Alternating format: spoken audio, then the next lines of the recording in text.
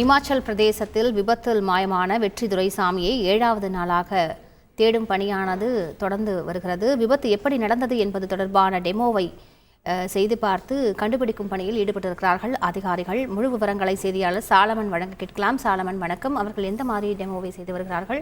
இது தொடர்பான முழு விவரங்கள் என்ன சாலமன்? முன்னாள் மேயர் சைதை துரைசாமியின் மகன் வெற்றி துரைசாமி கடந்த 4ஆம் தேதி இமாச்சல பிரதேசத்தில் கார் விபத்தில் சிக்கி காணாமல் போனார். இவருடன் சென்ற கார் ஓட்டுநர் பலியான நிலையில அவரது நண்பர் மற்றும் படுகாயத்துடன் உயிர் தப்பி மருத்துவமனையில் சிகிச்சைக்காக அனுமதிக்கப்பட்டுள்ளார்.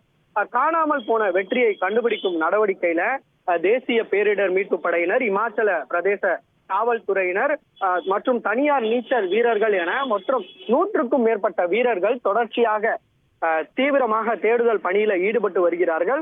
குறிப்பாக வெற்றியினோட உடைமைகள் மற்றும் செல்போன் கார்ல மீட்கப்பட்டுள்ள நிலையில பாறைகள் இடுக்கல்ல மூளை திசுக்கள் கண்டுபிடிக்கப்பட்டு அதற்கான DNA பணியில தற்போது விசாரணை செய்யக்கூடிய பணியில ஈடுபட்டு வரும் நிலையில கடந்த 6 நாட்களாக எந்த விதமான வெற்றி துரைசாமியை கண்டுபிடிக்கும் பணி தற்போது நடைபெற்று வரும் நிலையில 7வது நாளாக தற்போது பணியானது தொடர்ச்சியாக நடைபெற்று வருகிறது.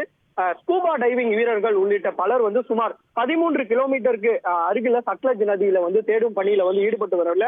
தற்போது 7 நாட்களாக கண்டுபிடிக்க முடியாத நிலையில் தற்போது புது முயற்சியில இமாச்சல பிரதேச பணி வீரர்கள் தற்போது ஈடுபட்டு வருகிறார். குறிப்பாக வெற்றி துரைசாமியை போன்று கார் விபத்து நடைபெற்றவுடன் அவர் பாறைகளில் இருந்து எப்படி சட்லஜ் நதிக்கு விழுந்தார், அது தொடர்பான டெமோ ஒரு உடலை வடிவமைத்து அந்த உடல் சட்லஜ் நதியில் விழப்பட்டு அந்த உடலானது எவ்வாறு எந்த பகுதி வழியாக செல்கிறது என தற்போது இமாச்சல பிரதேச போலீசார் தற்போது அந்த டெமோவை செய்து வருகின்றனர். அந்த உடலானது சட்லஜ் நதி வழியாக எந்த வழியாக செல்கிறது என்பதை வைத்து அந்த தற்போது ஸ்கூபா டைவிங் வீரர்களை வைத்து அந்த பகுதியில தேடும் பணியை ஈடுபட்டு வருகிறார்கள்.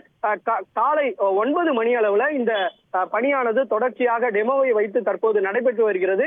அதே போன்ற வெற்றி துரைசாமி உடலை போன்று வடிவமைத்து அவர் பாறை இடுக்குகளில் சிக்கி எப்படி சட்லஜ் நதியில் விழுந்தார், அவர் ஆழமாக சென்றிருக்க வாய்ப்பு இருக்கா அல்லது மேலே பாடி மிதக்க உடல் மிதக்க வாய்ப்பு இருக்கா என்பது தொடர்பான விசாரணையை தற்போது முடக்கிவிட்டு தற்போது தீவிர தேடுதல் வேட்டையில் ஈடுபட்டு வருகிறார்கள்.